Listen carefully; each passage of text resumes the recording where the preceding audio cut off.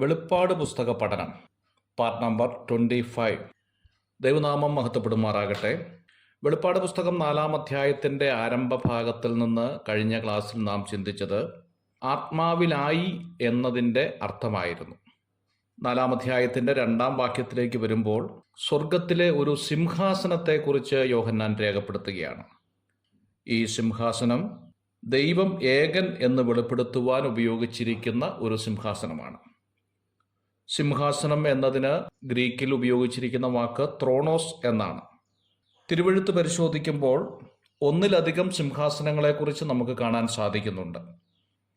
2 കൊരിന്ത്യർ 5-ാം അധ്യായം അതിൻ്റെ 10-ാമത്തെ വാക്യത്തിൽ ക്രിസ്തുവിൻ്റെ ന്യായാസനം എന്ന പേരിൽ ഒരു സിംഹാസനമുണ്ട്. ദൈവമക്കളുടെ പ്രതിഫലങ്ങൾ ലഭിക്കുന്ന ന്യായാസനമാണ്.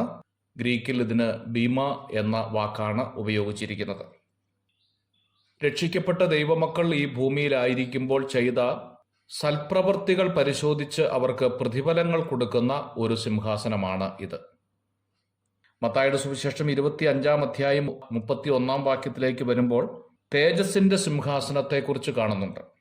ഇതിന് ഗ്രീക്കിൽ ഉപയോഗിച്ചിരിക്കുന്നത് ത്രോണോസ് എന്ന വാക്ക് തന്നെയാണ്. വെളിപ്പാട് പുസ്തകം 20-ാം അധ്യായം അതിൻ്റെ 11-ാമത്തെ വാക്യത്തിലേക്ക് വരുമ്പോൾ വെള്ള സിംഹാസനത്തെക്കുറിച്ച് കാണുന്നുണ്ട്. രക്ഷിക്കപ്പെടാതെ മരിച്ചു പോയവരെ അവസാനമായി ന്യായം വിധിച്ച് നരകത്തിലേക്ക് തള്ളുന്നതിന് മുമ്പായി നടക്കുന്ന ന്യായവിധിയാണ്. വെളിപ്പാട് പുസ്തകം 4-ാം അധ്യായം 2-ാമത്തെ വാക്യത്തിൽ നാം ഇപ്പോൾ വായിച്ചിരിക്കുന്ന സിംഹാസനം സഞ്ചരിക്കുന്ന സിംഹാസനം എന്ന പേരിലാണ് അറിയപ്പെടുന്നത്. ഗ്രീക്കിൽ ഇതിന് ത്രോണോസ് എന്ന വാക്ക് തന്നെയാണ് ഉപയോഗിച്ചിരിക്കുന്നത്.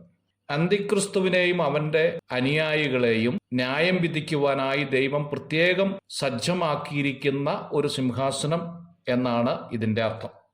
ദാനിയേൽ പ്രവചനം 7-ാം അധ്യായം അതിൻ്റെ 9-ാമത്തെ വാക്യത്തിലും എസെക്കിയേൽ പ്രവചനം 1-ാം അധ്യായം 26-ാമത്തെ വാക്യത്തിലുമൊക്കെ ഇതിൻ്റെ വിവരണം നമുക്ക് ലഭിക്കുന്നുണ്ട്.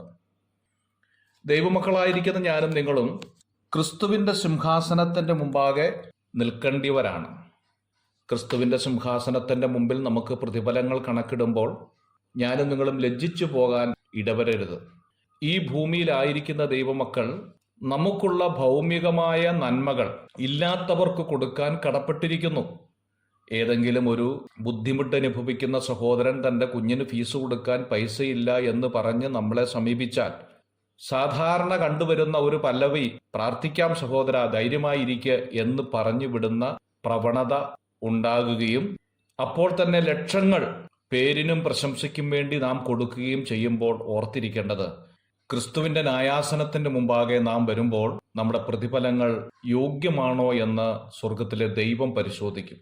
പേരിനും പ്രശംസയ്ക്കും വേണ്ടിയാണ് ദൈവം തന്ന ഭൗമിക നന്മകൾ കൊടുത്തത് എങ്കിൽ അത് തീയിലൂടെ കടക്കുമ്പോൾ കത്തിപ്പോകുകയും പ്രതിഫലങ്ങൾ ഇല്ലാതെയാകുകയും ചെയ്യും. ഞാനും നിങ്ങളും വളരെ ഭയത്തോടെ നമ്മുടെ ആത്മീയ ശുശ്രൂഷ കാലയളവിൽ മുമ്പോട്ട് പോകേണ്ടത് ആവശ്യമാണ് എന്നുള്ളതാണ് ക്രിസ്തുവിൻ്റെ ന്യായാസനം നമ്മെ പഠിപ്പിക്കുന്നത്. സ്വർഗത്തിലെ സിംഹാസനം കണ്ടതിന് ശേഷം മിന്നലും നാദവും ഇടിമുഴക്കവും ഉണ്ടായതായിട്ട് രേഖപ്പെടുത്തുകയാണ്. ദൈവിക സാന്നിധ്യത്തെയും തൻ്റെ പ്രവർത്തനത്തെയുമാണ് ഈ മിന്നലും നാദവും കാണിക്കുന്നത്. എബ്രായ ലേഖനം 12-ാം അധ്യായം അതിൻ്റെ 18-19 വാക്യങ്ങളിൽ ഇത് സംബന്ധിച്ചുള്ളതായിരിക്കുന്ന കാര്യങ്ങൾ അപ്പോസ്തലനായിരിക്കുന്ന പൗലോസ് രേഖപ്പെടുത്തുന്നുണ്ട്. പുറപ്പാട് പുസ്തകം 19-ാം അധ്യായം 18-ാമത്തെ വാക്യത്തിലും യഹോവ തീയിൽ സീനായി പർവ്വതത്തിൽ ഇറങ്ങുകയാൽ അത് മുഴുവൻ പുക കൊണ്ട് മൂടി പർവ്വതങ്ങളൊക്കെയും ഏറ്റവും കുലുങ്ങി എന്നും കാണുന്നുണ്ട്. പുറപ്പാട് പുസ്തകം 20-ാം അധ്യായം 18-ാമത്തെ വാക്യത്തിലും ഇത് കാണുന്നുണ്ട്. ദൈവിക സാന്നിധ്യത്തെയും തൻ്റെ പ്രവർത്തനത്തെയുമാണ് ഈ മിന്നലും നാദവും എന്നതുകൊണ്ട് അർത്ഥമാക്കുന്നത്. അടുത്ത ഭാഗം നമുക്ക് ദൈവം അനുവദിച്ചാൽ അടുത്ത ക്ലാസ്സിൽ ചിന്തിക്കാം. God bless you.